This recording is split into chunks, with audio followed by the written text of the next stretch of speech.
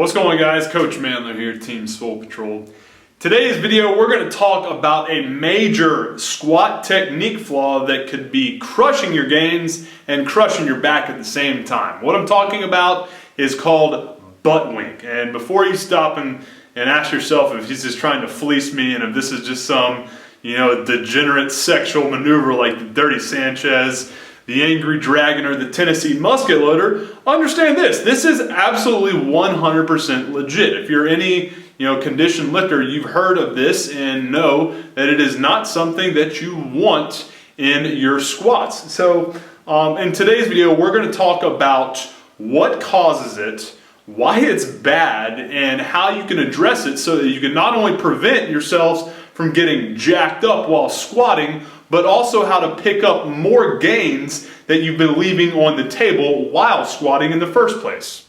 All right, so let's first talk from an anatomical standpoint about what butt wink is and why it's so damn bad for your back, okay? So what we're talking about when we're referencing butt wink is flexion in the lumbar portion of the spine when you're getting down to what you perceive is proper depth in the squat. So essentially, it's just, your tail tucking underneath your hips at the bottom of a squat. Now, that doesn't sound so terrible because there's natural flexion and extension in your spine. But when you think about it, it is absolutely catastrophic in what it can cause. Think of it like this. All right, say you're doing a back squat and you've got axial load on your back. Okay, that weight is compressing the vertebrae in your spine. And if at the foundation, the bottom, the lumbar portion of your spine, there's no alignment,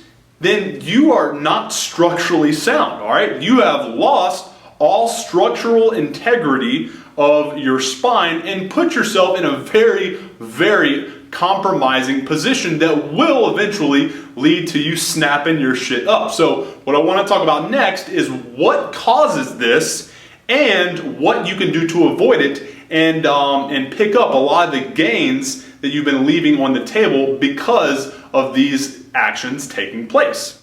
Okay, so here are the 4 things that I've found that cause butt wink in the most cases. Number 1 is probably the simplest. With the popularity of powerlifting and Olympic lifting now, with the surge of CrossFit gyms everywhere, you're going to find a lot of people wanting to have that moniker of going ass to grass. And that's great. You want to go to proper depth in order to get the most amount of gains possible from the squat. But what happens is eventually you're going to have butt wink, all right? And the simplest thing you can do to avoid that is have a spotter cue you up and coach you from the side and tell you when you're at proper depth. Simply listen in for his cue and then start back up in the squat. That, number 1, is the simplest way to avoid butt wink.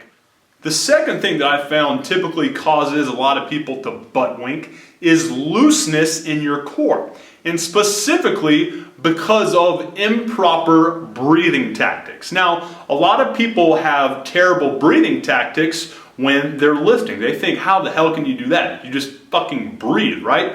It's not that simple. Instead of doing the proper diaphragmatic breathing into their belly, which gives you that nice, tight, structurally sound, God-given weight belt that you can have while doing the Valsalva maneuver, people breathe into their chest, and that is definitely something that will cause looseness, like I said, in and around your core and will cause more butt wink. So the simplest thing you can do to correct that is start practicing breathing into your belly and holding that air and just tightening up in all the muscles surrounding your spine, your rectus abdominis, your obliques, and your erector spinae. All right, so focus on proper breathing, and that too will eliminate a lot of the causes of butt wink. All right, the third cause of butt wink traditionally is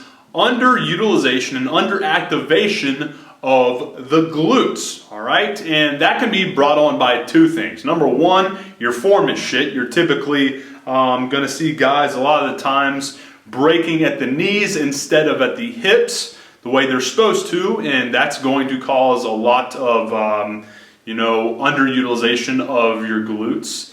And the second is just for whatever reason you haven't warmed up enough and not all the muscle fibers in your glutes are firing properly. And if that's the case, like sometimes it is for me, I have my days where I'm I can't seem to get warmed up. And when that's the case, here are 2 exercises that I do that will allow me to not necessarily pre-exhaust, but more kind of prime my glutes so they can be well utilized and activated for a proper squat. Okay, so the first glute priming exercise that I would do after my dynamic warm-up and before squatting would be a couple rounds of some band abduction work and then 1 to 2 sets of 10 to 15 reps on a back extension. All right, and the fourth and final reason most guys have butt wink issues when squatting is going to be insufficient hip mobility.